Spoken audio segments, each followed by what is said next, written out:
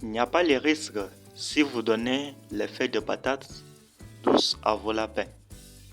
Mais avant de les donner, il faut s'assurer que les feuilles doivent être séchées au soleil pour diminuer quand même les substances qu'on trouve dans ces feuilles de patates douces. On parle des substances blanches qu'on trouve dans les feuilles de patates douces. Ce sont là les latex.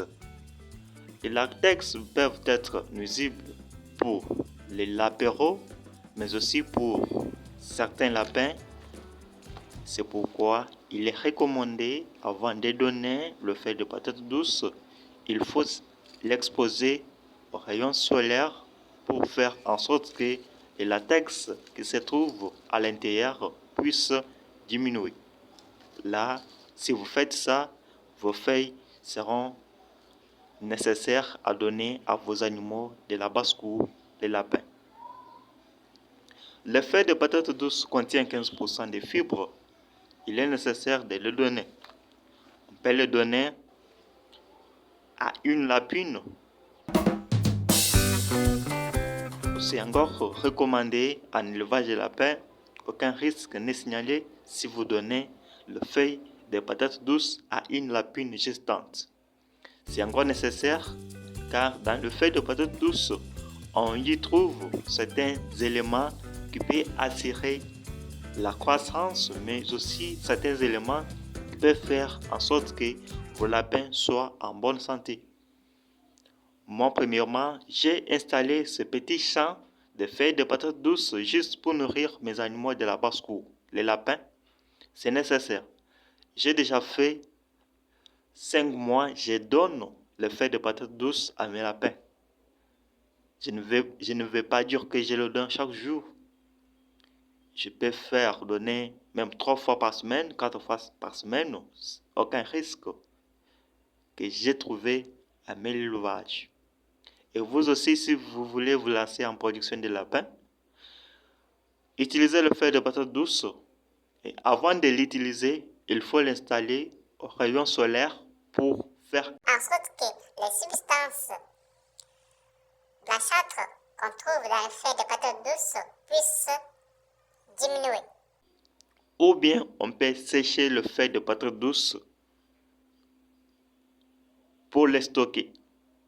Et la durée de stockage peut varier entre 2 ou 3 mois, voire même 4 mois. Aucun risque n'est signalé. Or, il faut les stocker dans un bon endroit.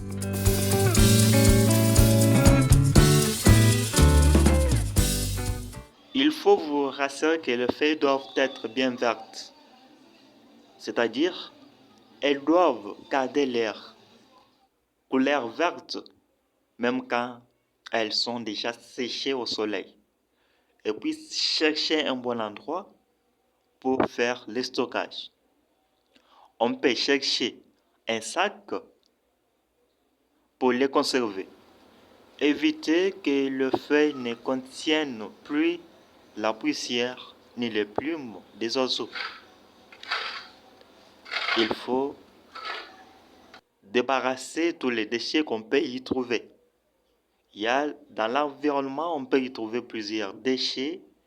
On peut trouver les morceaux des sachets, les morceaux de certains déchets qui peuvent parvenir à pénétrer dans ce feuille. Gardez le feuille très bien. Pendant les moments difficiles, on parle de la sécheresse. À ce moment-là, vos feuilles peuvent aider les animaux. Rassurez-vous que avant de donner le feuille de patate douce, il faut accompagner ce feuille bien séché avec de l'eau. Tu peux prendre 1 litre d'eau pour donner à une lapine qui allait sur l'apéro. L'eau dépendra de la consommation qu'un lapin consomme. Et cela dépendra encore selon le but que vous planifiez dans votre élevage. En fait, si vous donnez ces feuilles bien séchées à vos lapins, il faut vous rassurer que ce feuille doit être bien sec, pas la pourriture. Parce que ça peut se faire que on peut les garder dans un endroit où l'eau accidentellement peut pénétrer.